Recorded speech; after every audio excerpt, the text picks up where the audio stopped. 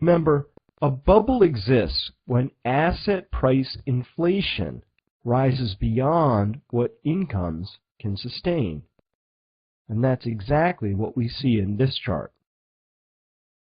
So where was the Fed during all of this?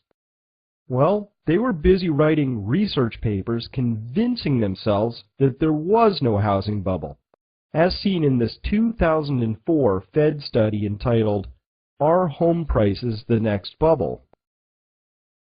The main summary of the study started off on a good note, stating, "Home prices have been rising strongly since the mid-1990s, prompting concerns that a bubble exists in this asset class and that home prices are vulnerable to a collapse that could harm the U.S. economy." But then the main conclusion of the paper veered sharply off into a ditch, reading, "A close analysis of the U.S. housing market in recent years, however, finds little basis for such concerns. The marked upturn in home prices is largely attributable to strong market fundamentals. Home prices have essentially moved in line with increases in family income and declines in nominal mortgage interest rates." Essentially moved in line with increases in family income? What? One of the most widely known facts of our time is that family incomes did not move up at all on an inflation-adjusted basis during the housing boom, and is one of the principal economic failures of the first decade of the millennium. This just goes to show that the Federal Reserve is either stocked with inept or biased researchers, and of the two, I'm not sure which makes me feel worse about our chances of safely navigating through this mess. But the Fed's researchers were simply doing what millions of people did, namely, falling prey to believing that somehow, this time it's different. But that's just how bubbles are. People take leave of their senses, use all manner of rationales to justify their positions, but then, suddenly, one day the illusion lifts, and what seemed to be unassailably true no longer makes any sense at all. Once that day happens, the fate of the bubble is reduced to measuring the speed of its collapse. While it's tempting to lay the blame for what's happening on the housing bubble, it's important to remember that the dramatic rise in house prices was itself just a symptom of a credit bubble run amok. Total credit at the end of 2000, when the stock bubble was bursting, stood at $27 trillion. By the end of 2007, it stood at an astounding $48 trillion. This $21 trillion increase in borrowing is 5 times larger than the increase in U.S. GDP over the same period of time. Any attempt to understand the housing bubble has to be viewed against the backdrop of this massive increase in debt. But as we noted in an earlier chapter, this credit bubble has been going on for 25 years. Unwinding a multi-generational debt binge is going to require some enormous changes in attitudes and habits. One reason that any bubble, but especially a housing bubble like this one, is so destructive is because so many bad investments are made along the way. Too many houses were built, too many shopping centers, and too many condos, and nearly all of them too large and ill-positioned for a future of expensive energy. Sorry to say, but all those trillions of dollars were wasted, and worse, stole opportunities from the things that needed money more. The Austrian School of Economics has a very crisp and historically accurate definition of how a credit bubble ends. According to Ludwig von Mises, there is no means of avoiding the final collapse of a boom brought about by credit expansion. The alternative is only whether the crisis should come sooner as a result of a voluntary abandonment of further credit expansion, or later as a final and total catastrophe of the currency system involved. This is a view I happen to ascribe to and explains my strong preference for placing my wealth out of the path of a potential dollar collapse. As a nation, we've undertaken desperate measures to avoid abandoning the continuation of our credit expansion, leaving a final catastrophe of the currency as our most likely outcome.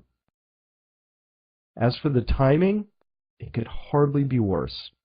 Dealing with a bursting housing bubble is hardly the sort of challenge we need at this particular moment in history, but here we are.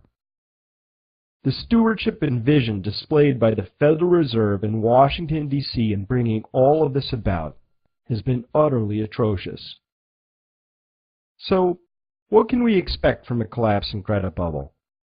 Simply put, everything that fed upon and grew as a consequence of too much easy credit will collapse. I am especially leery of financial stocks, low-grade bonds, and of course, real estate.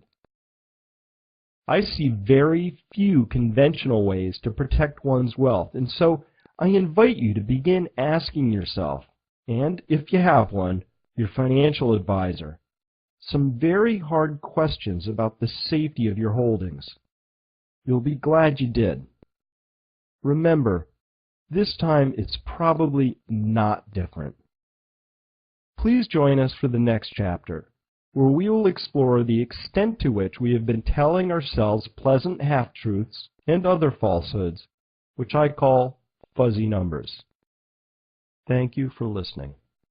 Hello. Now, let's tie in inflation to the GDP story. The GDP you read about is always inflation adjusted and reported after inflation is subtracted from it. This is called the real GDP, while the pre-inflation adjusted number is called the nominal GDP. This is an important thing to do because GDP is supposed to measure real output, not the impact of inflation. Here's an example. If our economy consisted of producing lava lamps, and we produced one of them in one year, and one of them the next year, we'd want to record our GDP growth rate as 0, because our output is exactly the same in both years. So, if we sold a lava lamp for $100 one year, but $110 the next, we'd accidentally record a 10% GDP increase if we didn't back out the price increases. So in this example, the real lava lamp economy has a value of $100, while the nominal lava lamp economy is $110. And because we're trying to measure the real economy, inflation must be removed from the picture. Now we can begin to understand the second powerful reason that DC loves a low inflation reading. It's because GDP is expressed in real terms. It works like this. In the third quarter of 2007, it was reported that we experienced a very surprising and strong 4.9% rate of GDP growth. At the time, there were many proud officials declaring that certain tax cuts or these programs or whatnot were responsible for this excellent news. Less well reported was the fact that nominal GDP was 5.9%, from which was deducted the jaw-droppingly low inflation reading of 1%, giving us the final result of 4.9%. In order to believe this 4.9% figure, you have to first believe that our nation was experiencing a 1% rate of inflation during the same period that oil was first approaching $100 a barrel, and inflation was obviously and irrefutably exploding all over the globe. Lest you think I've cherry-picked an accidental one-time embarrassing statistical BLS moment here, here's a chart of the so-called GDP deflator, which is the specific measure of inflation that is subtracted from nominal GDP to yield the reported real GDP. As you can see, for the past 15 quarters, the Bureau of Economic Analysis has been serenely and systematically subtracting lower and lower amounts of inflation, which simply flies in the face of both real-world inflation data and common sense. Remember, each percent that inflation is understated equals a full percent that GDP is overstated. If this is not lying to ourselves, then delusional is the next word that comes to my mind.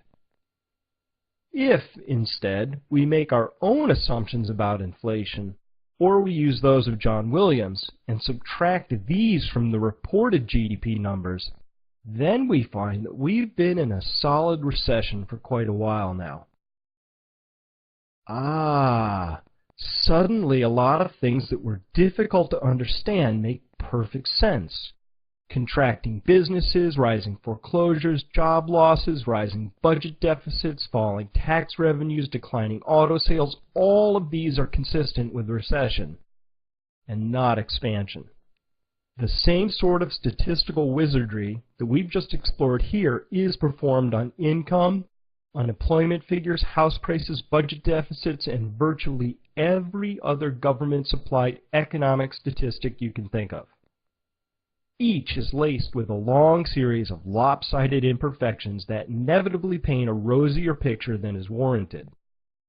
We are now in the midst of a fearful credit crisis, a bursting bubble, and the first wave of boomer retirements, and solid, credible information is what we need as a beacon to find our way out.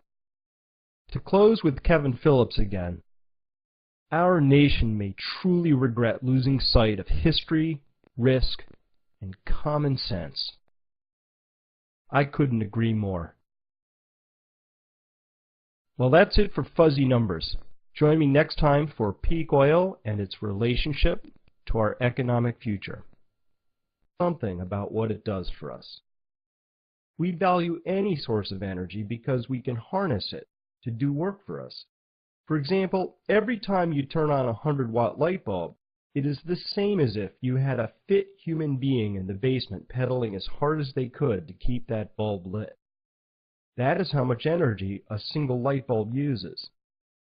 In the background, while you run water, take hot showers, and vacuum the floor, it is as if your house is employing the services of 50 such extremely fit bike riders. This slave count, if you will, exceeds that of kings in times past.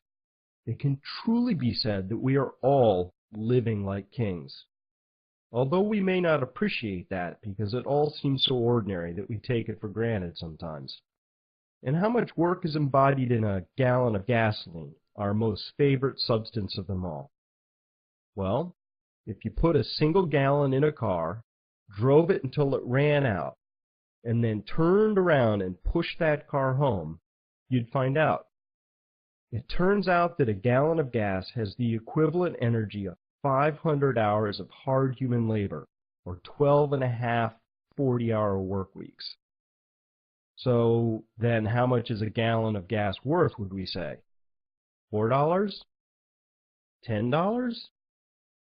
If you wanted to pay this poor man $15 an hour to push your car home, then we might value a gallon of gas at $7,500. Here's another example. It has been calculated that the amount of food that the average North American citizen consumes in a year requires the equivalent of 400 gallons of petroleum to produce and ship. 400 gallons of petroleum per person per year just for food. At $4 a gallon, that works out to $1,600 of your yearly food bill being spent on fuel, which doesn't sound too extreme. However, when we consider that those 400 gallons represent the energy equivalent of 100 humans working year-round at 40 hours a week, then it takes on an entirely different meaning. This puts your diet well out of the reach of most kings of times past. Just to put this in context, as it is currently configured, food production and distribution uses fully 2/3 of our domestic oil production.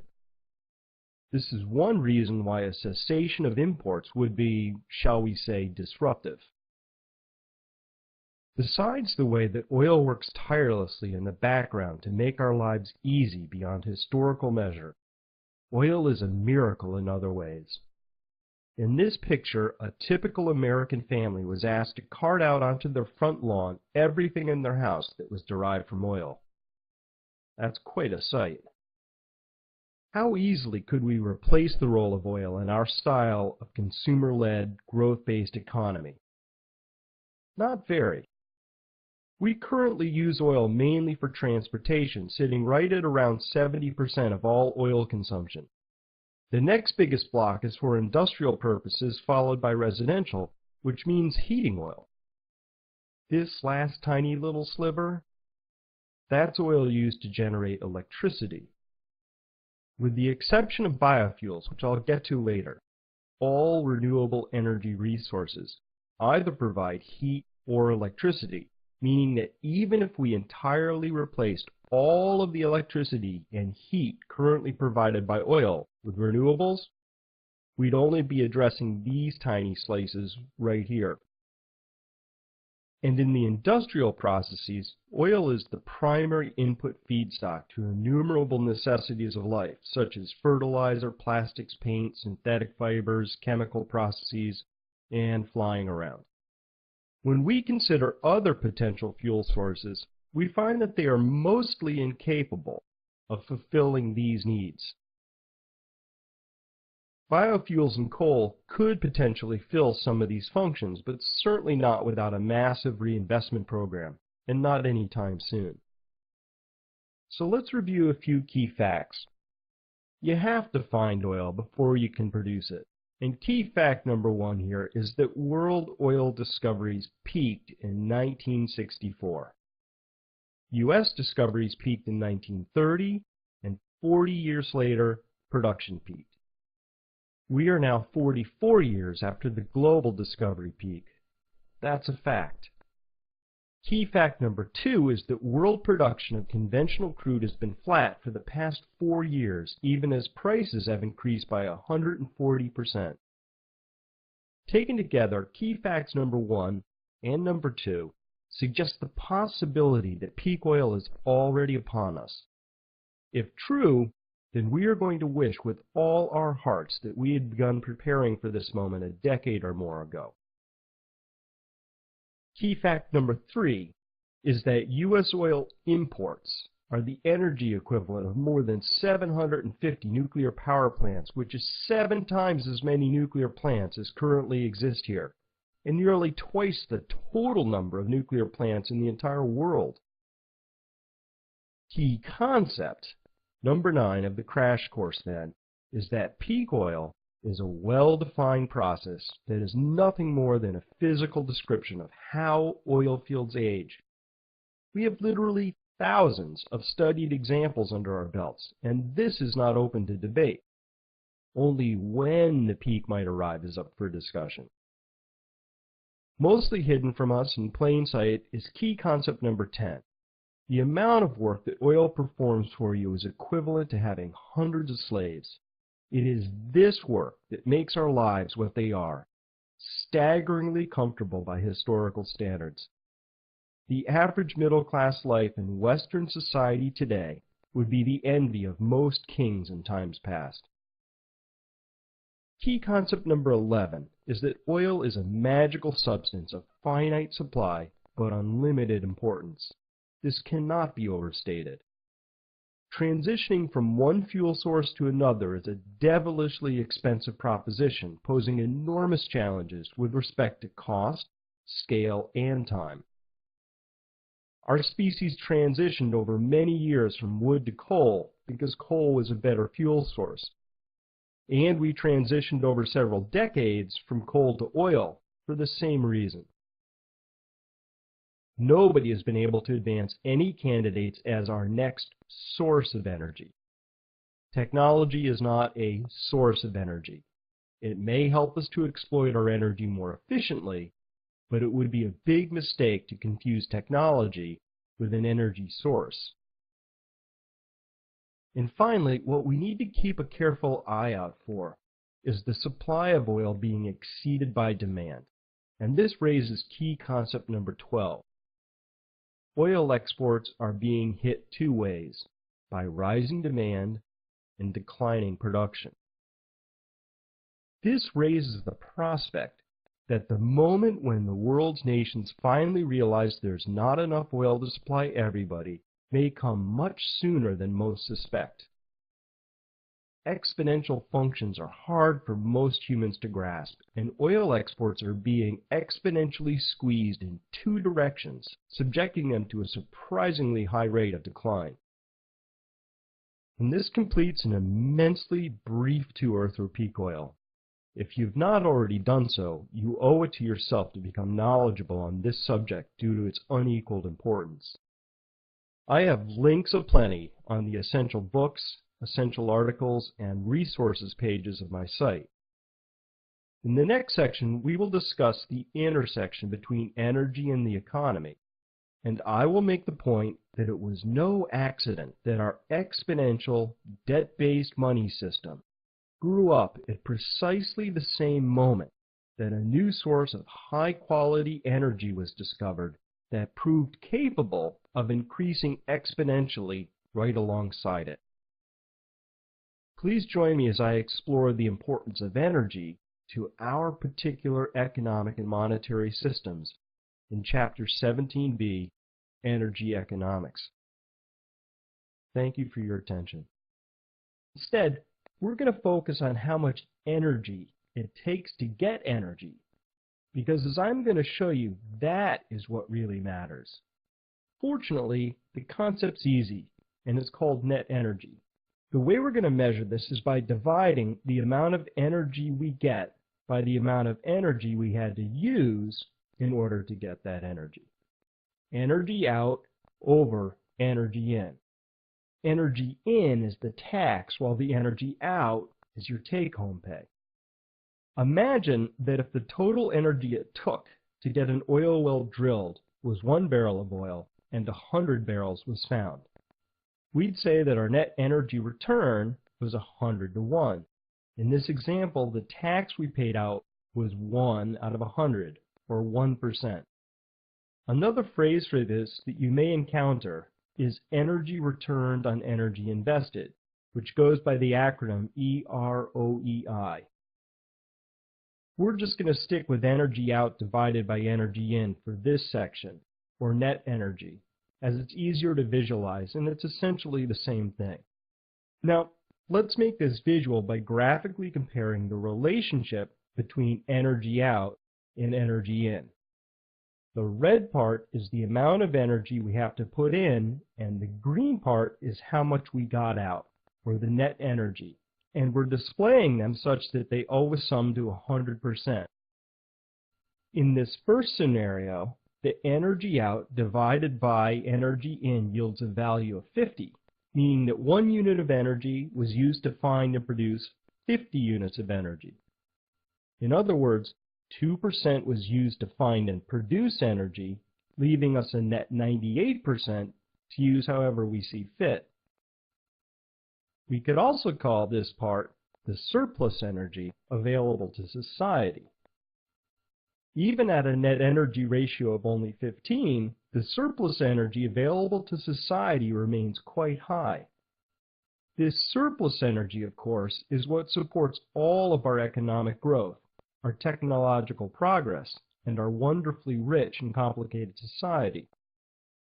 Now, I want to draw your attention to what happens over here on this part of the chart between the readings of 10 and 5. The net energy available to society begins to drop off in a manner that should be familiar to you after seeing the section on exponential charts. Only this hockey stick points down. Below a reading of 5, and the chart heads down in earnest, hitting 0 when it gets to a reading of 1.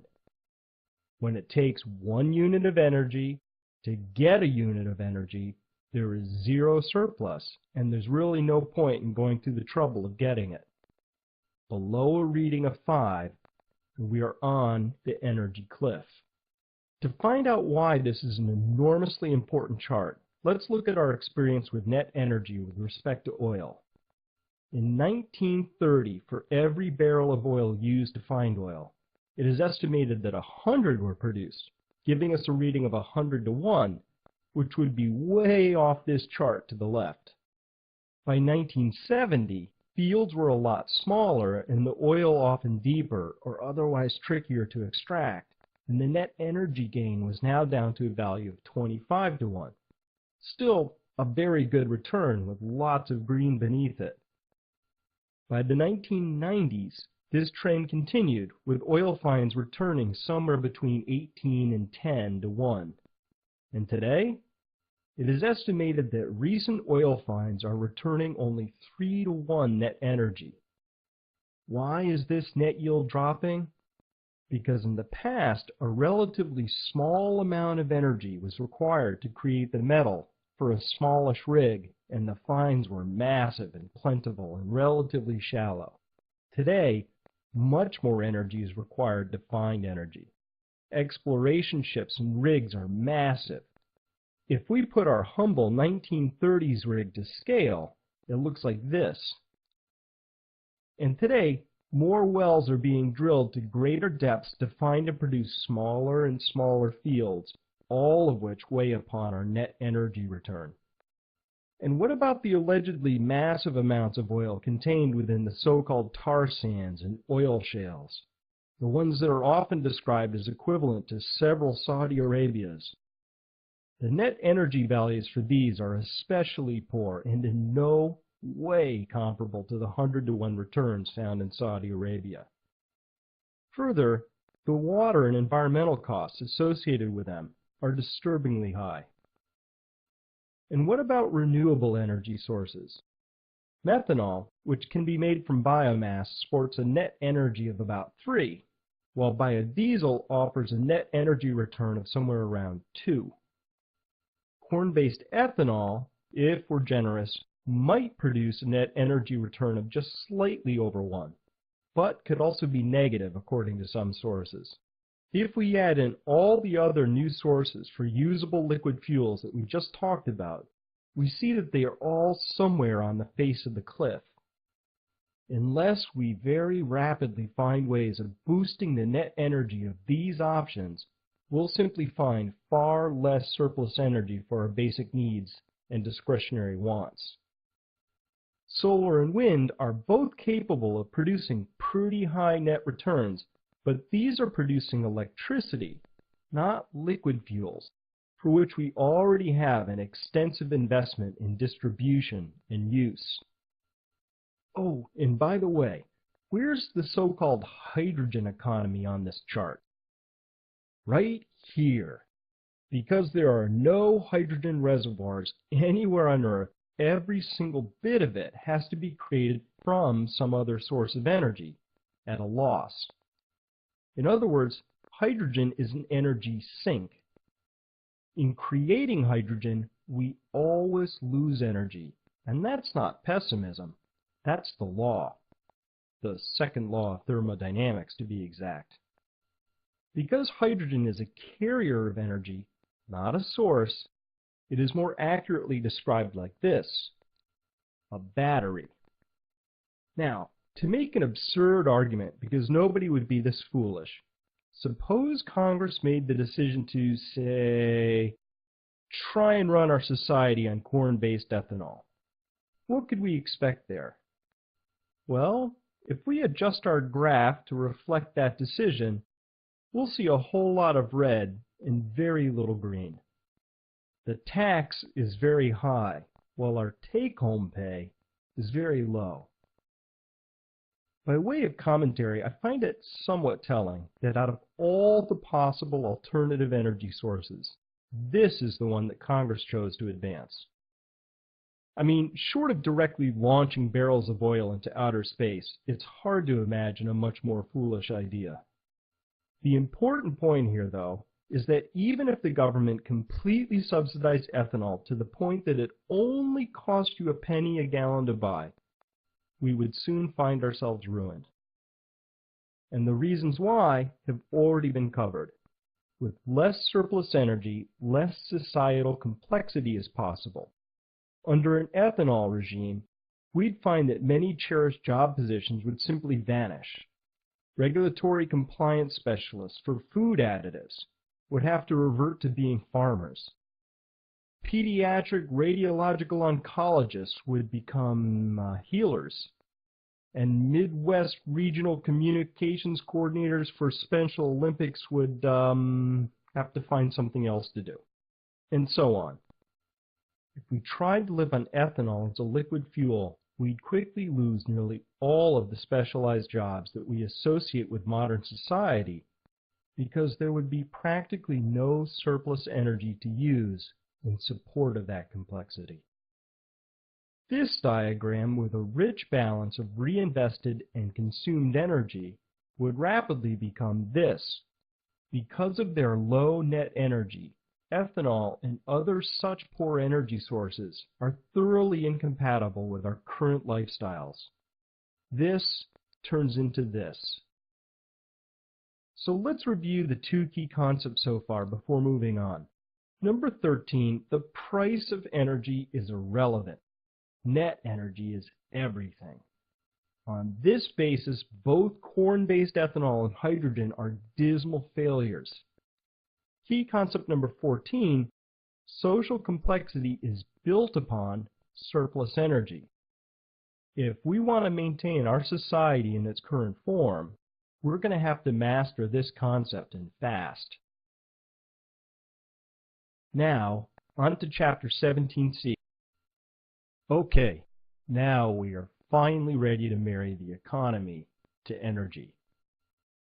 In a recent interview, Peter Schiff of Euro-Pacific Capital described economics as the science of satisfying unlimited demand with limited resources. Given our druthers, most humans would choose to live the life of a billionaire, but this is clearly not possible, even with our current massive abundance of surplus energy. Luckily for us, we've had massive amounts of surplus energy to work with over the past 100 years. And here's where the story gets really interesting. Remember all these exponential graphs?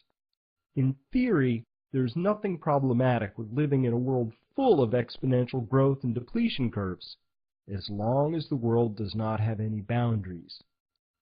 However, exponential functions take on enormous importance when they approach a physical boundary, as seems to be the case for oil in the very near future.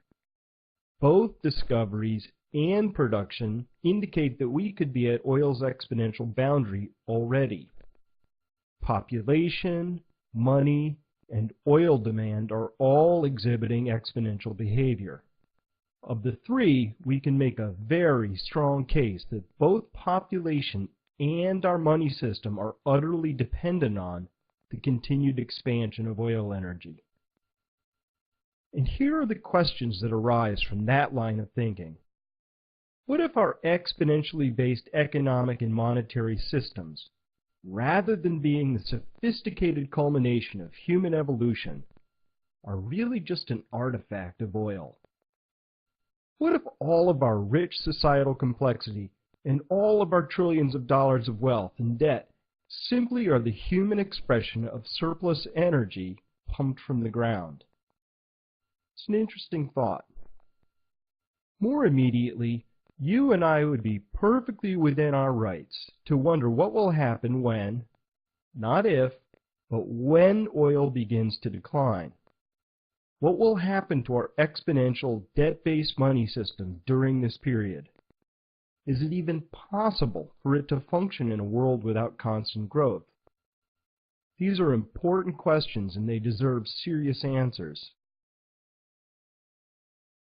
And by placing oil consumption on a 4,000-year timeline, all sorts of troubling questions pop up when we overlay a population curve on top of it. Together, these graphs say that we might want just a little dose of adult-sized planning to go with our usual election year hoopla. Central banking just happened to come into maturity coincident with an exponentially exploitable energy source and became all-powerful and revered within a very short period of time. Fiat money systems have come and gone, but this one had a trillion-barrel energy tailwind that is about to turn into a headwind. Distributing ever larger shares of money during a period of constant growth is a pleasant job that enjoys broad political and popular support. Operating in a world of declining energy is an utterly new prospect for every single political and financial institution. And so now it is up to us, you and me, to wonder what we should expect in the future from a money system whose most very basic assumption of them all might be an error. What if the assumption that the future will not just be bigger, but exponentially bigger than the present is incorrect? This assumption is on full display in the debt chart of the U.S. as compared to GDP. The red circle betrays a profound belief that the future will be much, much larger than the present. Consider that the total economy of the U.S. is only some $14 trillion, while the total credit market debt of the U.S. is more than $49 trillion. Lop off a few zeros and round things off, and this is the exact same thing as a bank loaning$500,000 for a home against a salary of $140,000.